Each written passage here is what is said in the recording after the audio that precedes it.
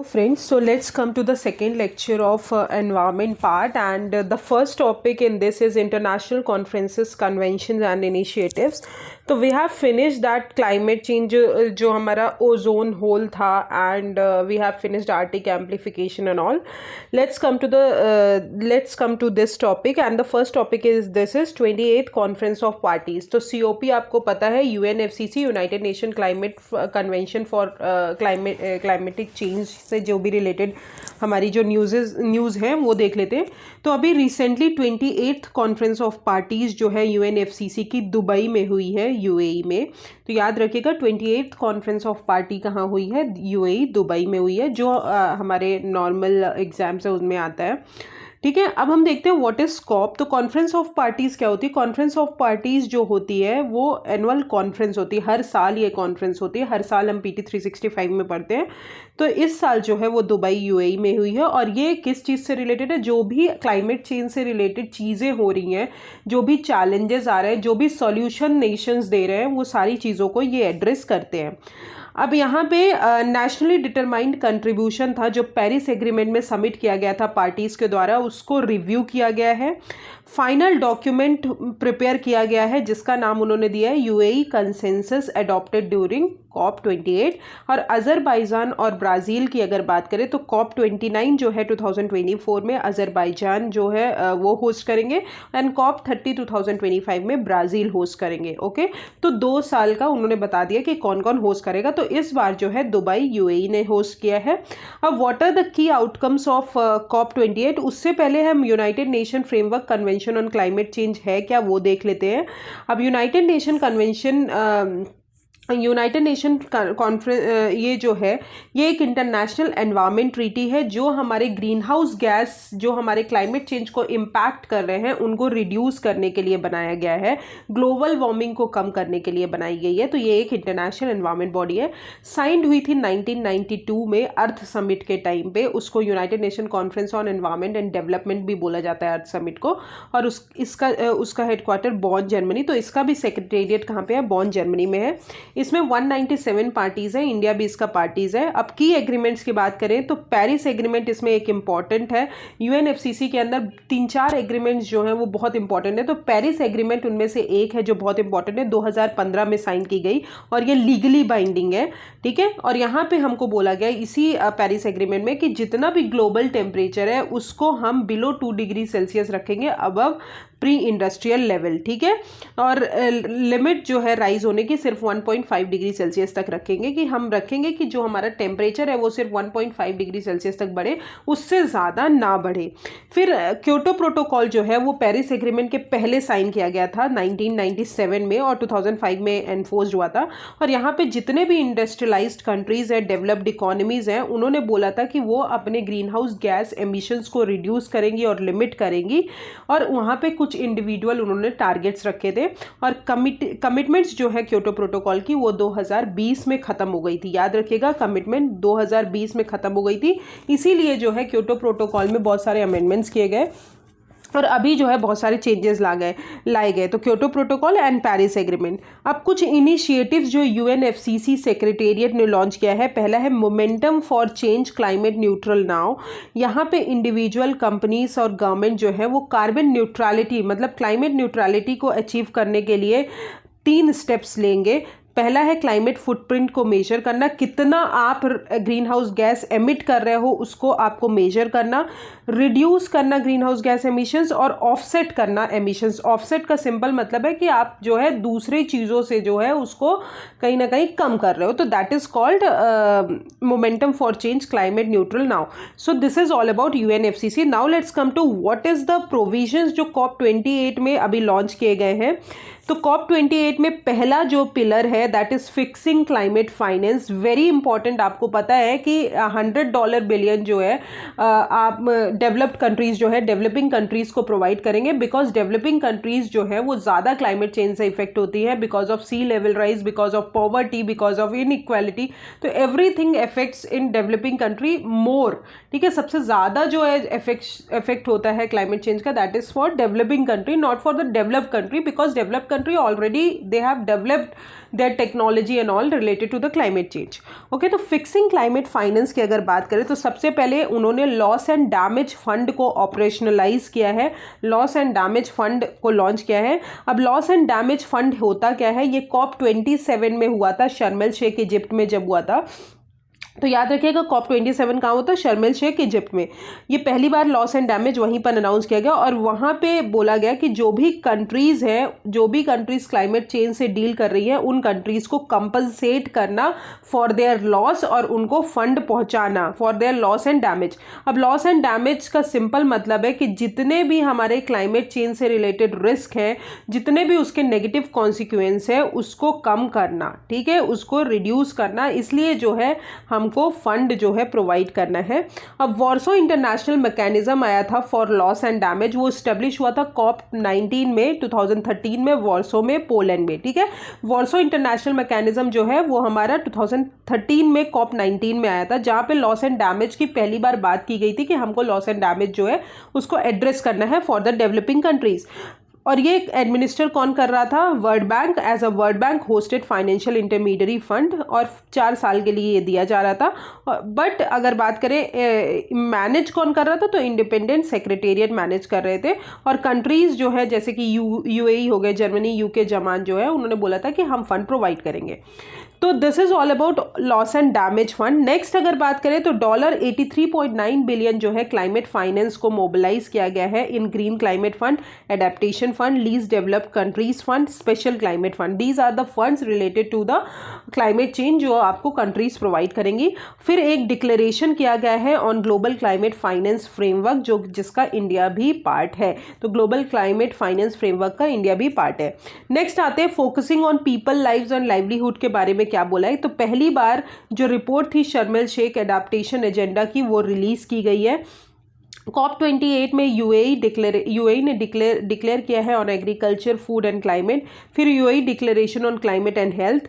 तो ये UAE declaration climate and health की अगर बात करें तो ये यूएई ने अभी रिलीज़ किया है in partnership with World Health Organization, और इसमें 120 कंट्रीज़ है। इंडिया ने अभी इसको साइन नहीं किया, तो याद रखिएगा इन दोनों को जो है COP को इंडिया ने अभी साइन नहीं किया है।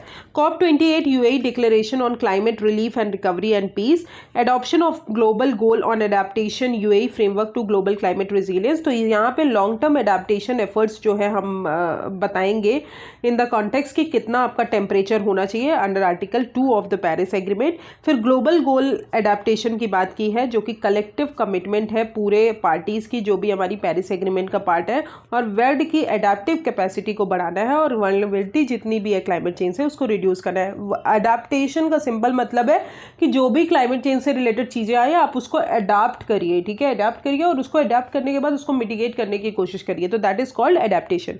फिर अंडरपाइनिंग everything with full inclusivity.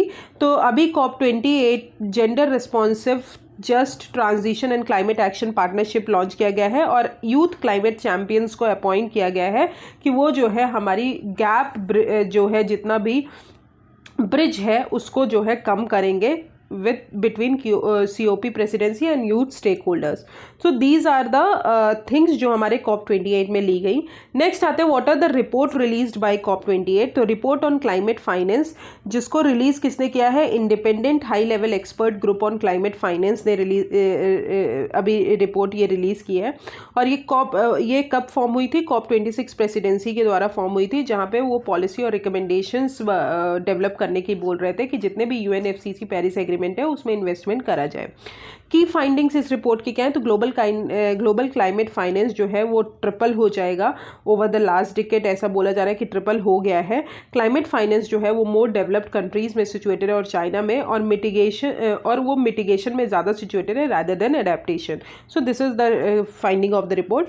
Next is an eye on methane report. ये इंटरनेशनल मीथेन एमिशन ऑब्जर्वेटरी ने रिलीज किया है, तो याद रखिएगा an eye on methane report international methane emission observatory ने लॉन्च किया है। अब IMEO जो है वो UNEP के अंदर वर्क करती है और ये लॉन्च हुई थी G20 लीडर समिट के टाइम पे। यहाँ पे डिसीजन मेकर्स को एक फ्रेमवर्क बनाया जाता है कि वो जो भी मीथेन एमिशंस हैं उसको ट्रैक और मॉनिटर करें और उससे रिलेटेड जो है पॉलिसीज बनाए मिटिगेट करने के लिए। So this is an eye on methane report. Next UNFCCC we have already read. Next आते हैं रिपोर्ट जो हमारी UNFCCC रिलीज करती है। तो COP28 में जो रिपोर्ट्स रिलीज की गई थी वो हमने देख लिया। नेक्स्ट है रिपोर्ट जो हमारी UNFCCC वही रिलीज करती है। तो पहला है global stocktake technical synthesis report, very important report, global stocktake technical synthesis report.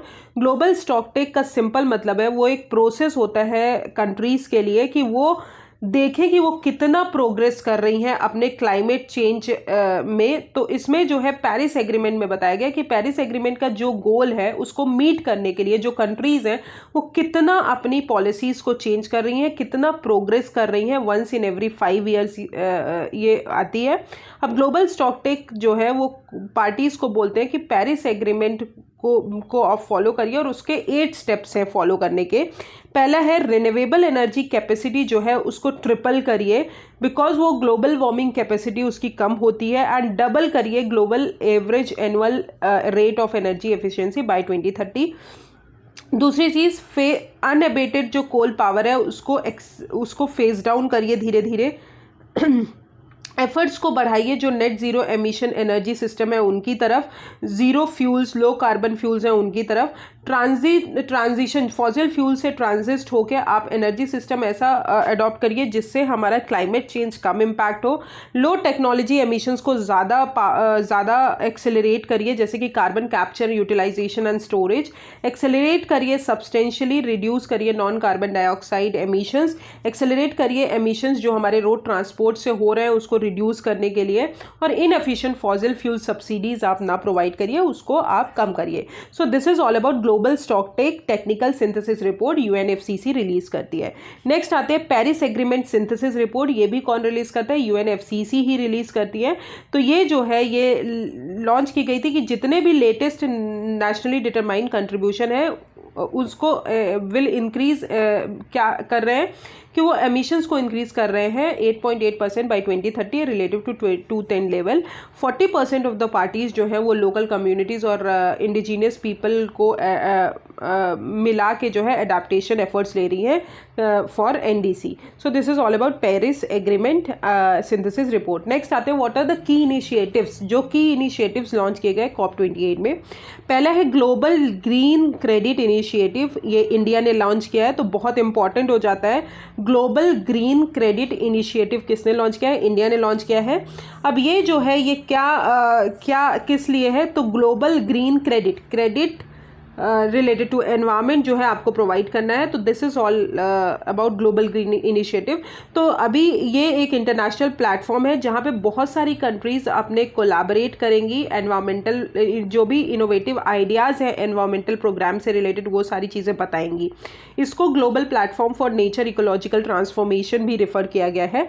की पर्पस इनका यही है कि आपके जितने भी एक्सपीरियंस है, आपके जितने भी टेक्निकल नॉलेज है एनवायरनमेंट से रिलेटेड, आप हमें बताइए। ग्रीन क्रेडिट पॉलिसी बनाइए, इम्प्लीमेंटेशन को सपोर्ट करिए वन कॉमन वैल्यू चेन के द्वारा। ठीक है। अब फीचर्स अगर बात करें तो इसमें एक ग्रीन क्रेडिट सिस्टम है और एक दूसरा है green credit portal. Green credit system का सिंपल मतलब है कि फुली डिजिटलाइज ट्रेडेबल इंस्ट्रूमेंट बनाइए for environmental sustainability. Green credit portal की बात करें तो एक repository documenting plantation and environment project जो हमारे फ्यूचर की पॉलिसीज को शेप करेंगे रिलेटेड टू एनवायरमेंट, और ये अलाइन किया गया है with green credit programme. And green credit जो है वो फोकस करते हैं कि जितने भी हमारे एनवायरमेंटल एक्शन है वो वॉलंटरी लिए जाए, इन्वॉल्विंग जहाँ पे कम्युनिटी, प्राइवेट इंडस्ट्री और इंडिविजुअल सभी को हम इन्वॉल्व करें। So this is all about global green initiative. Next आते हैं global renewable and energy efficiency pledge. तो ये 118 कंट्रीज ने अभी COP28 के टाइम पे साइन किया है और इंडिया इसका सिग्नेटरी नहीं है। तो याद रखिए रखिएगा, global renewable and energy efficiency pledge का इंडिया सिग्नेटरी नहीं है। इसका एम यही है कि जितना भी global installed renewable energy capacity है उसको ट्रिपल करना है, एटलीस्ट 11,000 गीगावाट, डबल करना है हमको एनर्जी एफिशिएंसी इंप्रूवमेंट रेट 4%, मतलब मोर देन 4% बाई 2030, और फेस डाउन करना है अनएबेटेड कोल। सो दिस इज इंडिया ने साइन नहीं किया है। फिर आते हैं ग्लोबल कूलिंग प्लेज, तो ये इनिशिएट किया है यूएई ने और इंडिया इसका फिर सिग्नेटरी नहीं है। इसका एम यही है कि जितनी भी कंट्रीज हैं उनको कूलिंग एमिशंस जो है उसको रिड्यूस करना है bye at least 68% by 2050, sustainable cooling को बढ़ाना है बाई 2030, और ग्लोबल एवरेज एफिशिएंसी है न्यू एयर कंडीशनर की उसको भी हमको इंक्रीज करना है बाई 50%। एमिशन टारगेट जो है draw on modelling from the UNEP cool coalition report जो है, जो कि ग्लोबल कूलिंग वॉच निकालती है, उसके लिए ही उसके साइडलाइंस उसके ही उस पर लॉन्च किया गया है। नेक्स्ट आते हैं fossil fuel oil and gas decarbonisation charter. ये साइन किया है 50 कंपनीज ने, जो कि 40% of global oil production represent करती हैं। अब ये एक इंडस्ट्री चार्टर है जहाँ पे उन्होंने बोला कि जितने भी क्लाइमेट एक्शन है उसको स्पीड अप करिए, हाई स्केल इम्पैक्ट जो ऑयल सेक्टर और गैस सेक्टर है उसमें अचीव करने के लिए एक क्लाइमेट चेंज एक्शन प्लान को स्पीड अप करिए। की इनिशिएटिव्स इसके की इनिशिएटिव है under the global decarbonisation accelerator, जो कि वर्ल्ड क्लाइमेट एक्शन समिट में लॉन्च किया गया था। अब जीडीए की बात करें तो ये एनर्जी सिस्टम जो टुमारो कल के लिए आप यूज़ कर रहे हो उसको स्केल करिए, डिकार्बनाइज करिए एनर्जी सिस्टम को, और टारगेट करिए कि मीथेन और अदर नॉन CO2 जो ग्रीन हाउस गैसेज हैं उनको टारगेट करिए। तो this is all about fossil fuel oil and gas decarbonisation charter. फिर आते हैं अफ्रीका ग्रीन इंडस्ट्रियलाइजेशन इनिशिएटिव। तो ये अफ्रीकन लीडर्स ने लॉन्च किया है COP28 में। इसका यही है कि ग्रीन ग्रोथ जो है इंडस्ट्रीज़ की अफ्रीका रीजन में उसको बढ़ाइए और फाइनेंस अट्रैक्ट करिए, इन्वेस्टमेंट अपॉर्चुनिटीज़ बढ़ाइए। नेक्स्ट आते हैं G7 क्लाइमेट क्लब। ये अभी जर्मनी और चिली ने लॉन्च किया है, याद रखिएगा। G7 क्लाइमेट क्लब किसने लॉन्च किया? जर्मनी और चिली ने, और बहुत सारे मेंबर्स हैं, बट इंडिया इसका मेंबर नहीं है। Very important, India is not a member of it. ठीक है, तो G7 क्लाइमेट क्लब है क्या? ये एक ओपन कोऑपरेटिव इंक्लूसिव फोरम है क्लाइमेट एम्बिशंस कंट्रीज़ का, जहाँ पे वो बोले हैं कि एक सेलेक्टिव मतलब एक कॉमन एफर्ट्स लेना है towards the implementation of Paris agreement. इसमें यही है कि जितने भी क्लाइमेट एक्शन है उसको सपोर्ट करना है, एक्सेलरेट करना है और इंक्रीज़ करना है कि हम global non zero green house gas emissions को अचीव कर पाएँ।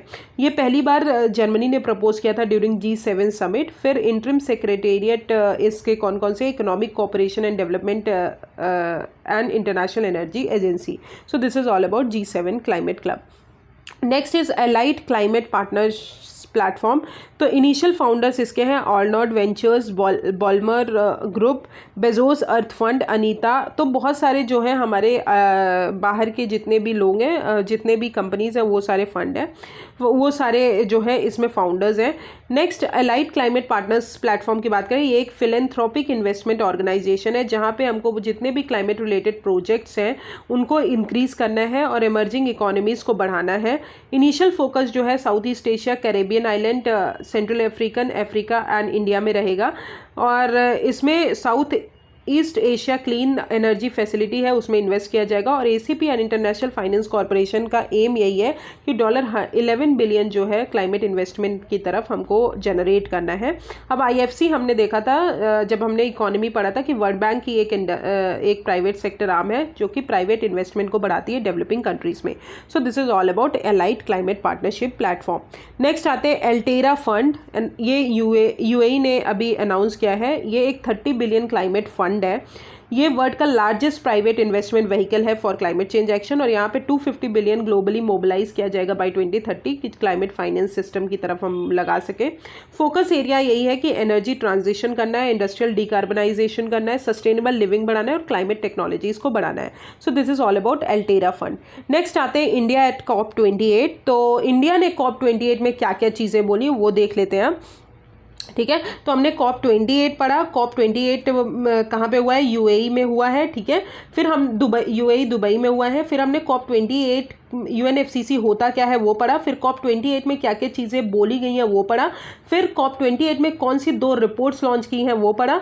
उसके बाद हमने पढ़ा कि यूएनएफसीसी कौन कौन सी रिपोर्ट रिलीज़ करती हैं, फिर हमने COP28 के अंदर कौन कौन सी चीज़ें आई जो अलग अलग कंट्रीज़ ने लिया, जो भी इनिशिएटिव्स लिए।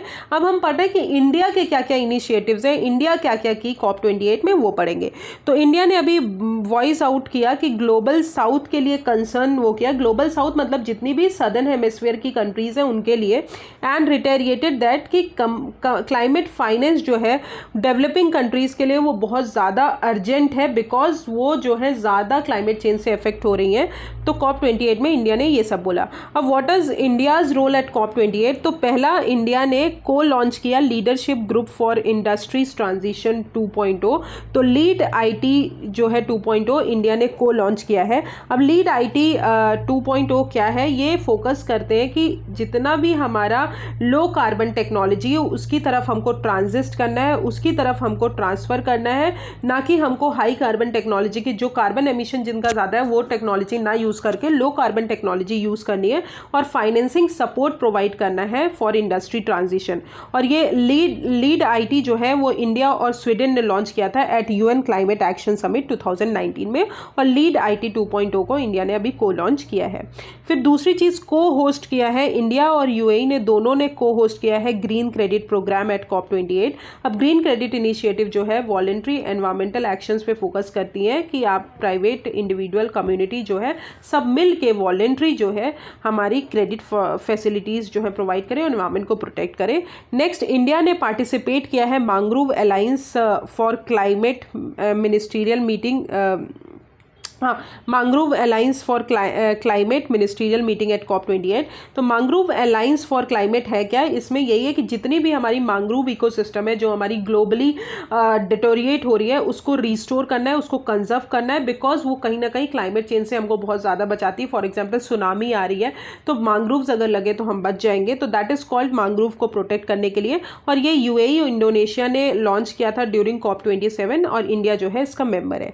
नेक्स्ट आते हैं, India lead global river cities alliance अभी लॉन्च किया है। तो national mission for clean Ganga आपने पढ़ा होगा, उन्होंने मेमोरेंडम ऑफ अंडरस्टैंडिंग साइन की है with Mississippi river cities and towns initiative. अब ये जो है लॉन्च किया गया है, ये दिस लेड टू, इसी के कारण जो है नेशनल मिशन गंगा और इन सब के कारण मिलके फिर global river cities alliance launch किया है, जहाँ पे current river cities as the current river cities, और यहाँ पे बोला कि जितनी भी 267 ग्लोबल रिवर सिटीज़ हैं इंक्लूडिंग इंडिया, यूएसए, डेनमार्क, ये जो है अपनी रिवर्स को प्रोटेक्ट करेंगी। अब आरसीए जो है that is river cities alliance, ये जॉइंट इनिशिएटिव है मिनिस्ट्री ऑफ जल शक्ति, हाउसिंग एंड अर्बन अफेयर्स, जो जितनी भी रिवर्स सिटीज़ हैं उनको कनेक्ट करेंगी और फोकस करेंगी कि रिवर जो है वो सस्टेनेबल डेवलपमेंट हो। स्टार्टेड इन 2021 में स्टार्ट किया था। अब GRCA जो है ग्लोबल रिवर सिटीज अलायंस, ये इसका सेक्रेटेरियल रोल कौन सर्व करेंगे? National mission for clean Ganga under ministry of जल शक्ति, national institute for urban affairs under ministry of housing and urban affairs. So this is all about India के जो भी initiatives India ने COP28 में लॉन्च किया है या स्टार्ट किया है। नेक्स्ट आते हैं nationally determined contribution, very important, एक बार क्वेश्चन आ चुका है। तो एनडीसी की अगर बात करें तो यूएनएफसीसी सेक्रेटेरिएट ने अभी एनडीसी सिंथेसिस रिपोर्ट 2023 रिलीज की है अंडर द पेरिस एग्रीमेंट। याद रखिएगा, यूएनएफसीसी सेक्रेटेरिएट ने रिलीज किया एनडीसी सिंथेसिस रिपोर्ट। अब की फाइंडिंग्स रिपोर्ट्स के क्या क्या है? तो वर्ड जो है वो पेरिस एग्रीमेंट गोल जो है उसके ट्रैक में नहीं है अचीव करने के, वो ऑफ ट्रैक चल रहे हैं। इम्प्लीमेंटिंग लेटेस्ट एनडीसी जो है बोला जा रहा है कि अगर आप लेटेस्ट एनडीसी जो है इम्प्लीमेंट करेंगे तो वो एमिशंस इंक्रीज करेंगे बाय 8.8% बाय 2030 रिलेटिव टू 210 लेवल, और 40% जो पार्टीज़ हैं वो उन्होंने बोला है कि वो लोकल कम्युनिटीज़ का रोल्स और राइट्स जो है इंडिजिनियस पीपल का एडेप्टेशन कंपोनेंट में ज़्यादा वो कर रहे हैं। So these are the key finding. Now let's come to what is NDC, nationally determined contribution है क्या? पोस्ट 2020 जब क्योटो प्रोटोकॉल खत्म हुआ तो अब हमारे पास क्या टारगेट रह गया, अब हम क्या करेंगे आगे क्लाइमेट चेंज से रिलेटेड? तो पोस्ट 2020 के बाद क्लाइमेट एक्शन जो है रिक्वेस्ट किया गया by the Paris agreement from each party कि हर पार्टी को अपना क्लाइमेट एक्शन बनाने हैं। फिर ग्लासगो क्लाइमेट पैक्ट आया जहाँ पे कंट्रीज ने साइन किया, ये COP26 यूएनएफसीसी में हुआ था, ग्लासगो क्लाइमेट पैक्ट, और वहाँ पे पार्टीज़ को रिक्वेस्ट किया गया कि वो अपने नेशनली डिटरमाइंड टारगेट्स जो है उनको कंट्रीब्यूशन जो है उनको फिर से विजिट करें और स्ट्रेंथन करें 2030 टारगेट का by the end of 2022। In their NDC countries ने कम्युनिकेट किया कि वो जो है अपना green house gas emissions reduce करेंगे, जो कि पेरिस एग्रीमेंट गोल्स की तरफ जाएंगे, और एक्शन जो भी एक्शन और कुछ कुछ एक्शंस लेंगे जो हमारे एडेप्टेशन से रिलेटेड हो, कि जितना भी टेम्परेचर राइज हो रहा है उसको हम अडाप्ट कर पाए बाय डिफरेंट टेक्नोलॉजीज। और ये हर 5 साल में सबमिट किया जाता है टू द यूएनएफसीसी सेक्रेटेरिएट। अब इंडिया और उसके एनडीसीज क्या क्या है, तो पहली बार एनडीसी पब्लिश हुआ था 2015 में और अपडेट किया गया 2022 में। अचीवमेंट्स की बात करें तो इंडिया जो है प्रीवियस जितने भी एनडीसी टारगेट है इंडिया ने उसको अचीव कर लिया, और इंडिया जो है एनडीसी टारगेट से अहेड है, मतलब उससे पहले अचीव कर ले रहे हैं। फॉर एग्जांपल उन्होंने एमिशन इंटेंसिटी जो है अपनी जीडीपी के कंपैरिजन में 33% रिड्यूस कर दिया है बिटवीन 2005 से 2019 के बीच में। उन्होंने 33% जो है एमिशन इंटेंसिटी रिड्यूस किया है, और 40% electric install capacity through non fossil fuels, इसको भी अचीव कर लिया है इंडिया ने। ठीक है, तो 9 ईयर्स अहेड है फॉर 2030। तो इंडिया ने बहुत सारी चीज़ें अचीव कर ली है एनडीसी टारगेट में। Next, what are the India's concept, तो इंडिया ने पंचमृत करके एक कॉन्सेप्ट लाया था, जहां पे इंडिया ने बोला था कि 5 क्लाइमेट एक्शंस हम लेंगे। इन COP26 में उन्होंने बोला था, ग्लासगो में जब हुआ था। और वो 5 क्या है पंचमृत के अंदर, तो पहली चीज़ है कि 500 gigawatt non fossil energy capacity हमको 2030 तक लानी है। 50% जो है एनर्जी रिक्वायरमेंट रिन्यूएबल एनर्जी से लानी है बाय 2030 तक। टोटल प्रोजेक्टेड कार्बन एमिशन जो है 1 billion tons from now to 2030। Carbon intensity को रिड्यूस करना है बाय 45% बाय 2030, और नेट जीरो एमिशंस हमको अचीव करना है by 2070। So these are the India's 5 climate action programme. Okay, next come to what is the India's nationally determined target. Targets जो हमारे 2030 के लिए हैं, प्रीवियस क्या टारगेट थे, 2022 में क्या टारगेट किया, और क्या हमारा प्रोग्रेस है वो यहाँ पे बताया गया। तो पहली चीज़ emission intensity to its GDP की अगर बात करें तो 2015 में जो टारगेट था कि हमको 30% जो है एमिशन इंटेंसिटी रिड्यूस करना है बिटवीन 2005 से 2019 तक के बीच में। अपडेटेड टारगेट इंडिया ने रखा है कि 45% 2030 तक रिड्यूस करना है हमको एमिशन इंटेंसिटी। और इंडिया का प्रोग्रेस क्या है कि इंडिया ने ऑलरेडी, मैंने बोला कि 9 ईयर्स अहेड है, तो इंडिया ने ऑलरेडी 33% जो है वो रिड्यूस कर लिया है। नेक्स्ट है cumulative electric power install capacity from non fossil fuel based energy. तो अभी 2015 में टारगेट था 40%, अभी इंडिया ने टारगेट किया है 2022 में कि वो 50% रिड्यूस करेंगे बाय 2030। प्रोग्रेस कितना है कि 43.81% जो है इंडिया ने रिड्यूस कर लिया है। नेक्स्ट है क्रिएट एडिशनल कार्बन सिंक की बात करें तो 2.5 to 3 billion ton CO2 equivalent हमको एनडीसी टारगेट 2015 में थे। ये अभी भी वही सेम है क्योंकि इंडिया ने इसको अचीव नहीं किया, बाकी दो को इंडिया ने अचीव कर लिया, इसलिए उन्होंने अपडेटेड टारगेट बनाया है। अब क्वालिटेटिव टारगेट्स की बात करें तो प्रीवियस क्या थे और अभी क्या है।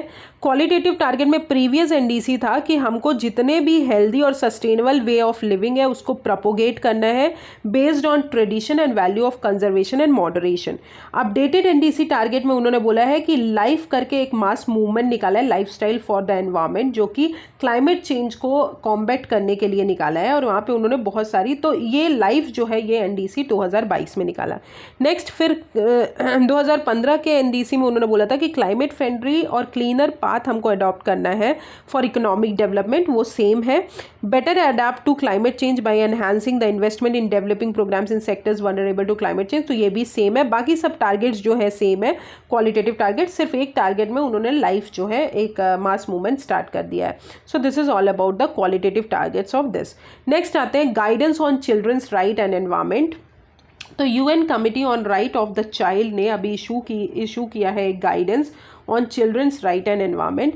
अब अबाउट द गाइडेंस की अगर बात करें तो सबसे पहले हम ये देख लेते हैं कि क्लाइमेट चेंज से चिल्ड्रंस को क्या इम्पैक्ट पड़ता है। पहली चीज़ कि उनका जो वायलेशन है राइट्स का क्लाइमेट्स के कारण, क्योंकि क्लाइमेट क्या होता है, क्लाइमेट चेंज जैसे आता है, फॉर एग्जांपल फ्लड आ गया, ड्राउट्स आ गया, तो उनका डिस्प्लेसमेंट बढ़ जाता है और चिल्ड्रंस जो है मोर इफेक्टेड होते हैं उस चीज़ों से। दूसरी चीज़, उनका न्यूट्रिशन पुअर हो जाता है, एजुकेशन लॉस हो जाता है एक जगह से दूसरी जगह जाने में, उसके कारण डेवलपमेंट इफेक्ट होता है, वर्नेबिलिटीज़ बढ़ती हैं, और फिजियोलॉजिकल और इमोशनल वर्नेबिलिटीज़, मेंटल इश्यूज़ बहुत ज़्यादा बढ़ते हैं। तो क्लाइमेट चेंज का इम्पैक्ट चिल्ड्रन में बहुत ज़्यादा होता है। अब what about the guidance, guidance को जनरल कमेंट नंबर 26 भी बोलते हैं। अब यहाँ पे पे उन्होंने ट्रिपल प्लानिटरी क्राइसिस को एक्सटेंड किया है। ट्रिपल प्लानिटरी क्राइसिस क्या है? पहली है क्लाइमेट इमरजेंसी, दूसरी है बायोडाइवर्सिटी का कोलैप्स होना, और तीसरी है परवेसिव पॉल्यूशन, और ये जो है सबसे ज़्यादा चिल्ड्रंस के राइट को थ्रेट करते हैं। अब इन्होंने बोला है कि चिल्ड्रंस के राइट टू लिव जो है वो क्लीन और हेल्दी सस्टेनेबल एनवायरनमेंट का पार्ट है, और हमको एक कॉम्प्रिहेंसिव इंटरप्रिटेशन निकालना है जहाँ पे स्टेट का ऑब्लिगेशन होना चाहिए under the UN convention on right of the child. अब इसमें यही है कि जितने भी एनवायरमेंटल डिग्रेडेशन और क्लाइमेट चेंज के कारण एडवर्स इफेक्ट हो रहे हैं चिल्ड्रंस पे, वो हमारे ना हो, तो दैट इज़ उसी को हमको एड्रेस करना है। अब United nation convention on the right of the child की अगर बात करें तो ये 1989 में अडॉप्ट किया गया है, जहाँ पे चिल्ड्रंस के राइट को आउटलाइन किया गया कि उनको जो लाइफ है, उनका जो हेल्थ है, उसको क्लीन करना है, उसको ड्रिंकिंग वाटर क्लीन होना चाहिए और सस्टेनेबल होना चाहिए, सर्वाइवल होना चाहिए।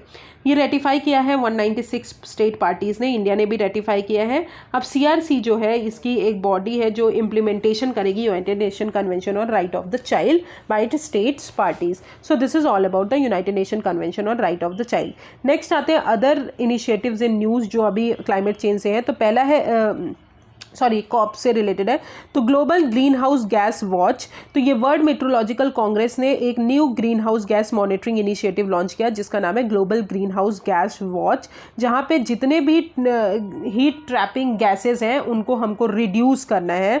तो इसका एम यही है कि सरफेस बेस्ड ऑब्जर्विंग सिस्टम जो है और स्पेस बेस्ड ऑब्जर्विंग सिस्टम लाना है, जो हमारे सारी गैसेस को एक रूफ में ही उनका डेटा जो है एसिमुलेट करे। To be build on WMO's global atmospheric watch, जो कि स्टेब्लिश हुआ था 1989 में, and its integrated global green house gas information system. अब इसमें 4 मेन कंपोनेंट्स है। पहला है कि CO2, CH4, N2O जो है उनको हमको ग्लोबल मतलब सरफेस पे क्या है और स्पेस लेवल पे क्या है, उन सबको मेजर करना है। ग्रीन हाउस गैस एमिशंस का एस्टिमेट्स बनाना है।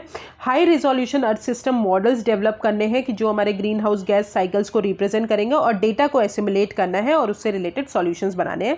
So this is all about global green house gas watch. Next आते हैं फर्स्ट मूवर्स कोएलिशन। तो इंडिया ने अभी पार्टिसिपेट किया है first movers coalition leadership meeting में। ये कौन लेड करते हैं? बाय वर्ल्ड इकोनॉमिक फोरम और US गवर्नमेंट, और ये COP26 के टाइम पे लॉन्च हुई थी। ये एक पब्लिक प्राइवेट पार्टनरशिप है जहाँ पे हमको कार्बन इंटेंसिव सेक्टर्स हैं उनको क्लीन अप करना है, और इंडिया इसका मेंबर है।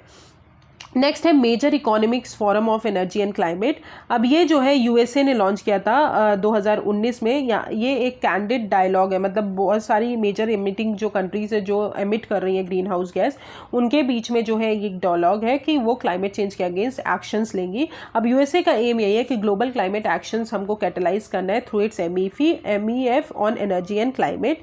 अब MEF क्या है? Major economic forum. MEF economics जो है वो अकाउंट करती है रफली 80% of the global GDP and global green house gas emission, और represent 20 major economics like India, Australia, Brazil, USA, China. ठीक है, ये सारी। अब मेजर इकोनॉमिक फोरम लीडरशिप जो है डेलिब्रेट किया गया था on international energy agency credible pathways to 1.5 degree Celsius, जहाँ पे उन्होंने 4 की एरियाज में कुछ एफर्ट्स लेने की बात की थी। पहला है डिकार्बनाइजिंग एनर्जी, डिफॉरेस्टेशन को रिड्यूस करना to net zero by 2030, tackling potent and non CO2 climate pollutant, और एडवांस करना carbon management. So this is all about major economic forum. Next आते हैं enhancing nature based solution for an accelerated climate transformation partnership. तो 6 new countries और united nation environment programme ने अभी join किया है, और इंडिया इसका पार्ट नहीं है। तो याद रखिएगा, इनैक्ट पार्टनरशिप का इंडिया पार्ट नहीं है। ये जर्मनी और इजिप्ट ने लॉन्च किया along with IUCN eight COP27 जो शर्म एल शेख में हुआ था। इसका एम यही है कि हमको क्लाइमेट चेंज से रिलेटेड कुछ एफर्ट्स कोऑर्डिनेट करने हैं, लैंड और इकोसिस्टम डिग्रेडेशन, बायोडाइवर्सिटी से रिलेटेड नेचर बेस्ड सॉल्यूशन जो है वो अडॉप्ट करने हैं। So this is all about this. ये most of the scheme obviously climate change से रिलेटेड, तो उन्हीं सब चीज़ों को रिड्यूस करने के लिए बनाई होंगी। फिर आते हैं global research alliance on agriculture green house gases. तो न्यूजीलैंड मिनिस्टर ने रिसेंटली इंडिया को इनवाइट किया है global research alliance on agriculture green house gases में, कि मिटिगेशन जो भी सॉल्यूशंस आप ले रहे हैं रिलेटेड टू क्लाइमेट चेंज जो हमारे एग्रीकल्चर को इम्पैक्ट करें, वो सारी चीज़ें हमसे शेयर करिए। ये 2009 में लॉन्च हुई थी, जहाँ और इंटरनेशनल कोऑपरेशन और इन्वेस्टमेंट बढ़ाने के लिए कि एग्रीकल्चर में जितना भी क्लाइमेट चेंज का इफेक्ट हो रहा है उसको हमको ख़त्म करना है। एम इसका यही है कि मिटिगेशन रिसर्च एफर्ट्स को डीपन करना है, ब्रॉडन करना है अक्रॉस एग्रीकल्चर सब sectors of paddy, rice, cropping, life stock. Currently 67 members है, इंडिया इसका मेंबर नहीं है, याद रखिएगा। नेक्स्ट है कंपाला मिनिस्ट्रियल डिक्लेरेशन। तो 48 अफ्रीकन कंट्रीज़ जो हैं उन्होंने एग्री किया है कि वो अडॉप्ट करेंगी Kampala declaration on migration, environment and climate change.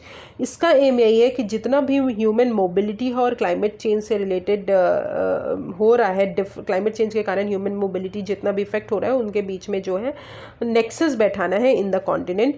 Declaration calls for enhanced cooperation around 5 sectors. पहली चीज़ डेजर्टिफिकेशन और लैंड डिग्रेडेशन को कम करना है, अनसस्टेनेबल यूज़ ऑफ इकोसिस्टम को कम करना है, अनप्लान्ड माइग्रेशन जो है पीपल का क्लाइमेट चेंज के कारण जितना भी हो रहा है उसको हमको टैकल करना है। पॉसिटी जितना है डेटा और स्टैटिस्टिक्स का उसको हमको लाना है कि पॉसिटी ना हो पाए। लिमिटेशन जो है पार्टनरशिप और फाइनेंसिंग में उसको भी हमको कम करना है। तो this is all about Kampala ministerial declaration.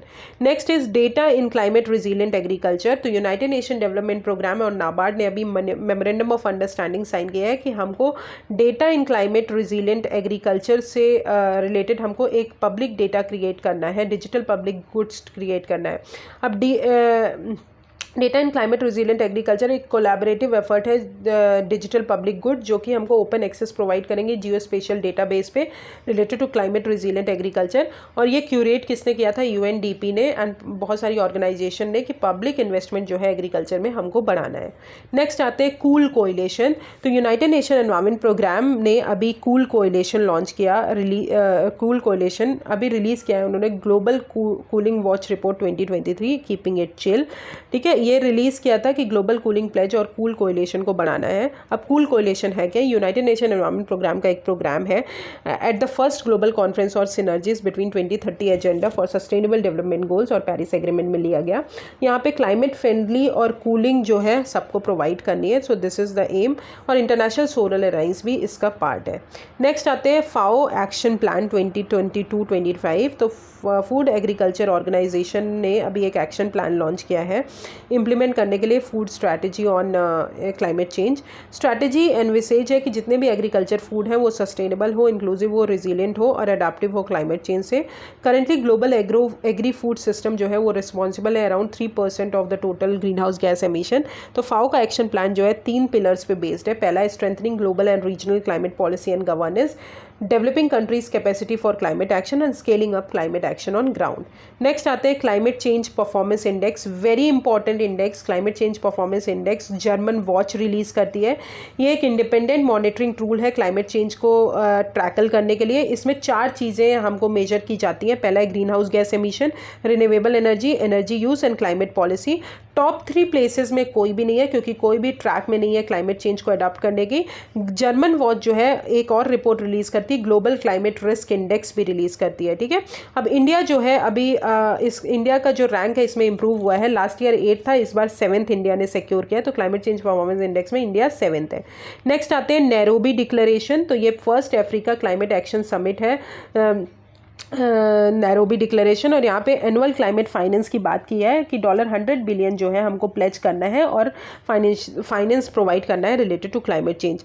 Next है एडीज अबाबा डिक्लेरेशन। तो 19th अफ्रीकन मिनिस्ट्रियल कॉन्फ्रेंस हुई थी एनवायरनमेंट की 2023 में, जो कि एडीज अबाबा में हुई थी यूथोपिया में।